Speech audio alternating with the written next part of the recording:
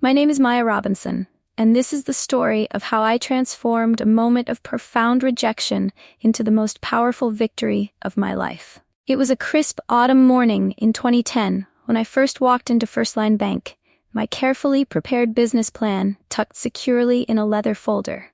At 32, I had spent years developing an innovative tech startup focused on creating educational software for underserved communities. My concept wasn't just a business, it was a mission to bridge educational inequalities. I had meticulously prepared every detail. My credit score was excellent, 782 to be precise. My previous consulting work had provided a stable income, and I had saved every penny possible. The business plan was comprehensive, backed by market research and a clear, executable strategy. I was confident. Mr. Harrison, the loan officer, barely looked up when I entered his office. His demeanor was cold, distant, a barrier that seemed to exist before I even spoke a word. I noticed how his eyes quickly scanned me, taking in my dark skin, my carefully pressed suit, my carefully styled natural hair. "Miss Robinson," he said, his tone suggesting he had already made his decision. "While your paperwork seems interesting, we don't believe your venture meets our current lending criteria." Interesting.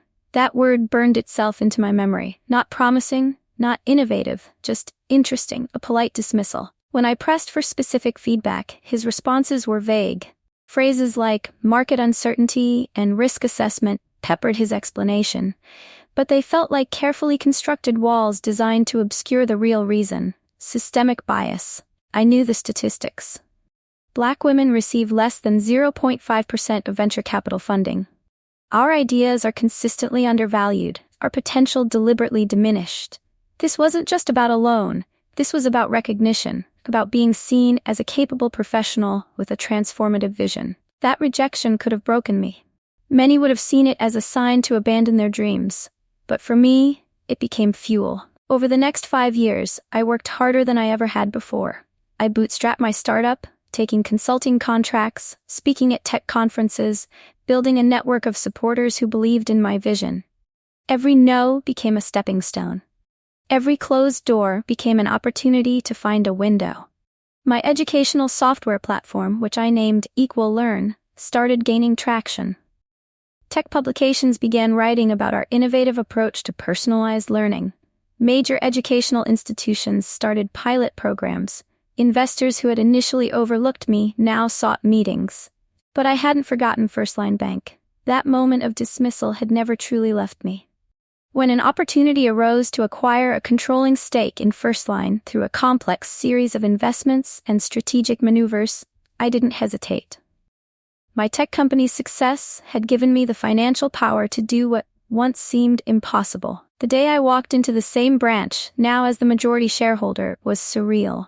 Mr. Harrison was still there, though his hair had grayed, his posture less confident. The look of recognition in his eyes was a mixture of shock and something else. Perhaps shame. I didn't gloat. That wasn't the point. This was about systemic change, about creating pathways where none existed before. My first actions as the new primary owner were clear. Implement comprehensive bias training.